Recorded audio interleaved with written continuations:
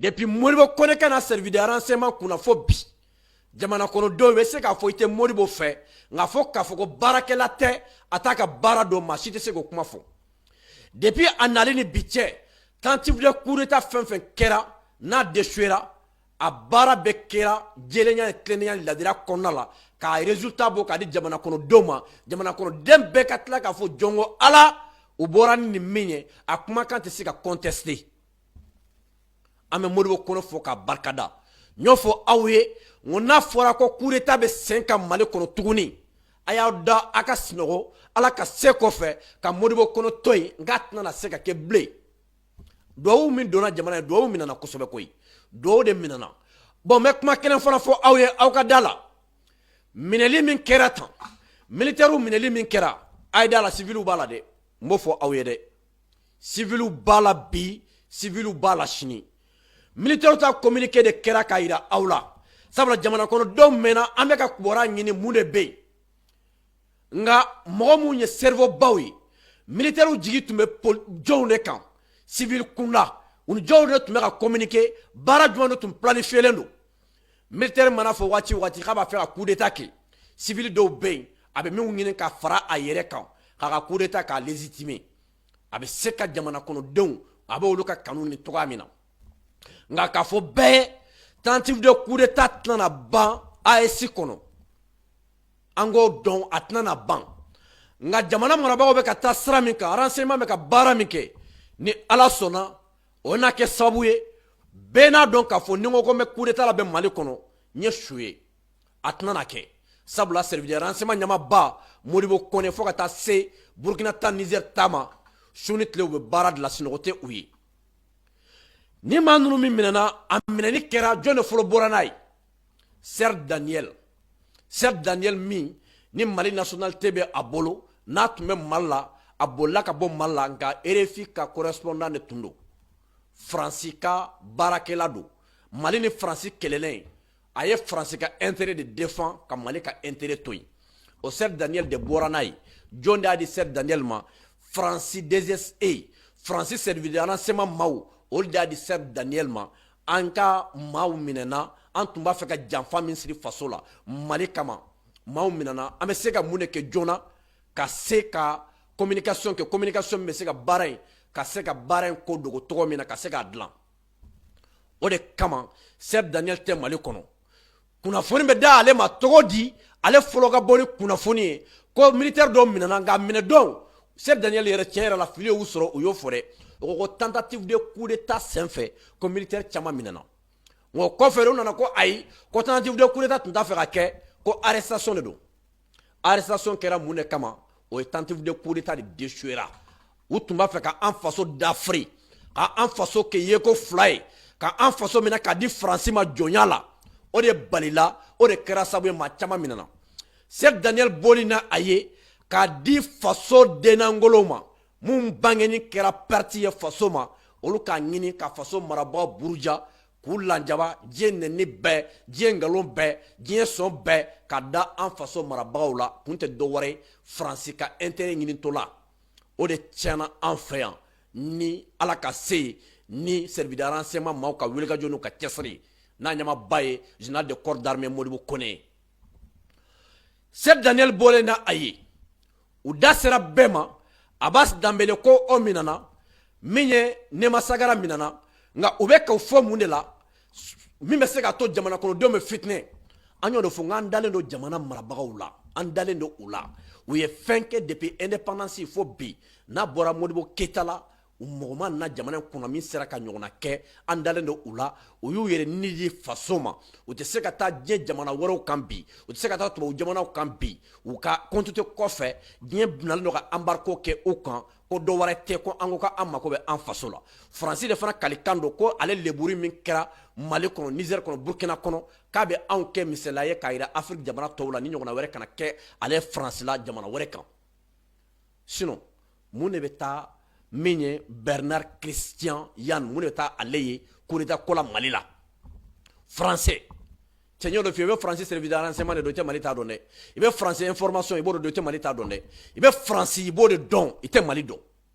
mamu même Mali kuna il va soro ni barabe 5 ans ni b'a sɔrɔ nin bɛ ka nin planifier avec 4 mois 5 mois a b'a bɔ communiqué kɔnɔna la ko arrestation daminɛ depuis le 1er août o m'o si ye nka u y'a ye waati min baara kun cɛda don min na u y'a fɔ o don de la ko minɛni daminɛna o y'a sɔrɔ baara banna pewu Faransi tɛ sunɔgɔ bi k'a yɛrɛ africain bɛɛ la nin de ye Faransi ye a tɛ se k'i faso bin f'a ni faso denw dɔ de ka fara ɲɔgɔn k'i faso bin u ye communiqué min kɛ hors thème na an ka jɛ an ka communiqué la mais u ye mun de fɔ an bɛ an da don a la k'a tɛntɛn k'a di aw ma jamukan in a y'a aimé a ka commenter k'a partager u ko cogo di ko jɔn ni jɔn de bɛ ko in na Ala ka barika don Mali la Ala ka barika don Mali la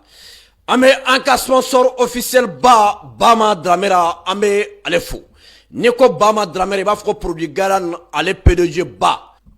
maa min tɔgɔ fɔra sisan n'o Bernard Christian Yann ye français don non seulement français don o tɛ dɛ Francis service de renseignement n'o ye France DSE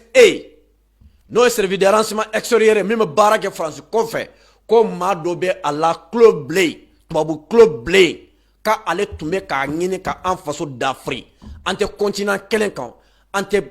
ɲɔgɔn sɔrɔ foyi la aw b'a ye nin de la k'a fɔ an ye kumakan min fɔ aw ye Faransi tɛna na an to yen bi Faransi tɛna na an to yen sini anw de b'a ɲini an bɛ se ka jamana marabagaw dɛmɛ cogo di baara min bɛ yen fo an bɛɛ de k'a dɔn jamana marabagaw bɛ ka baara min kɛ an ka wulikajɔ n'an ka cɛsiri sabula n y'o de fɔ aw ye n'an bɛ guerre min kɔnɔna la guerre a tɔgɔ ka ca guerre informationnelle bɛ yen sabula an bɛ ka min kɛ ka kunnafoni di jamana kɔnɔdenw ma aw y'a ye baara kɛra waati min na Faransi ka médiaw u bɔra ni kuma ye cogoya min na an fana y'a essayer k'u kɛlɛ cogoya min na nin bɛɛ la anw ye an ta fɔ olu y'u ta fɔ gouvernement bɔra ka communiqué kɛ an bɛ gouvernement ka communiqué de appuyer sisan tiɲɛ bangena ka ban tubabujɔnw kuma t'u da bilen kuma t'u da u bɛɛ lajɛlen bɛ koma la sisan sabula u b'a dɔn ka fɔ u ka cartouche laban min tun bɛ u bolo ni ne tun bɛnnen don u bɛɛ lajɛlen bolo o de kama tubabujɔnw u nisɔndiyalen tun don kosɛbɛ u b'a fɔ ko olu ka exil bɛ na ban olu bolilen don ka taa jamana kɔfɛ ka jamana kɛlɛ k'a ko bɛ na ban u ye plan caman labɛn u tun bolo k'a fɔ ko nin coup de bɛ na réussir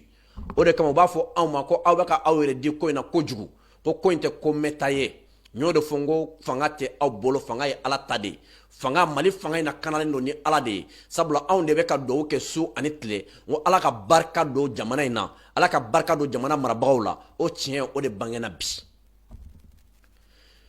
colonel caman bɛ a la généraux bɛ a la depuis waati min na Abbas tun ye Mopti gouverneur ye Abbas bɔra ye Mopti gouverneur la waati min na depuis o waati ne y'a ye bɛɛ ye Abbas félicité nka tubabujɔnw ka éloge fanga bonyana Abbas kan kojugu u bɛ ka Abbas tan kojugu depuis Abbas bɔra waati min na u ye kuma caman fɔ depuis o waati u bɛ ka Abbas tanu u bɛ ka fɛn caman fɔ Abbas ka ko la depuis o waati ne siranna dɔɔni n ko an t'a dɔn min bɛ nin ko in kɔfɛ an k'an sigi k'a lajɛ nka olu nana tuguni u bɛ k'a fɔ ko général Nema Sagara u bɛ ka Nema fana fɔ kojugu nin bɛɛ labɛnnen don k'a fɔ aw ye aw mun bɛ faso kɔfɛ a ye tobi ta aw ka segin aw ka na aw faso ma nka aw bɛ sira min kan tan kisi cogo tɛ aw ye cogo si la n'i y'a ye Faransi bɛ baara la hali bi Faransi b'a dɔn ale dɛsɛra Faransi b'a dɔn AES ko kɔni kɛna k'a nin b'o la n y'o fɔ aw ye n ko Mali coup d'état ko nin y'a bannen de pewu aw kɔni aw tulon ko kuma in na dɛ Mali coup d'état ko nin y'a bannen de pewu service de renseignement bɛ ka baara kɛ cogo min na aw si t'a dɔn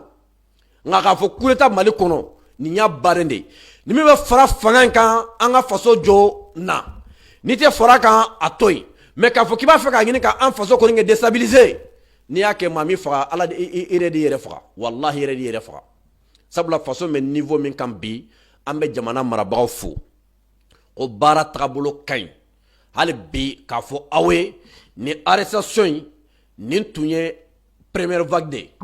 militaires nin y'olu minɛlen de nka a ye sigi k'a lajɛ halisa renseignement bɛ k'a ka baara kɛ u ni cɛ tun bɛ contact la u ni muso tun bɛ contact la k'a ɲini ka an faso dafiri don nataw la tɛgɛ bɛ k'a bɛɛ la kɛlɛn a si kana bala aw la mɔgɔ n'i b'a la communiqué bɛ continuer ka kɛ n y'o de fɔ aw ye depuis wajana n ko n'i y'a ye u ma kuma baara de tun ma ban ni baara ma ban i bɛ mun de fɔ jamana kɔnɔdenw ye maaw de bɛ minɛ i mɔna minɛ u bɛ ɲɔgɔn tɔgɔ fɔ karisa b'a la karisa b'a la karisa b'a la tigɛ kɛra o militaire bɛɛ de la sisan communiqué ma kɛ mun tun bɛ ka pressé communiqué na aw tun bɛ ka pressé communiqué kɛra sa mun wɛrɛ bɛ yen tuguni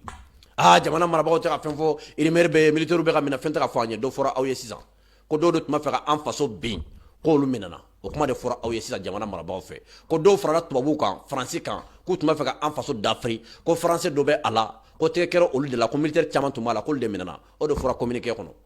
communiqué kuma man ca dɛ nin dɔrɔn de b'a kɔnɔ donc an bɛ min fɔ aw ye an jɔlen ka to ala ka an faso ala k'a lakana merci beaucoup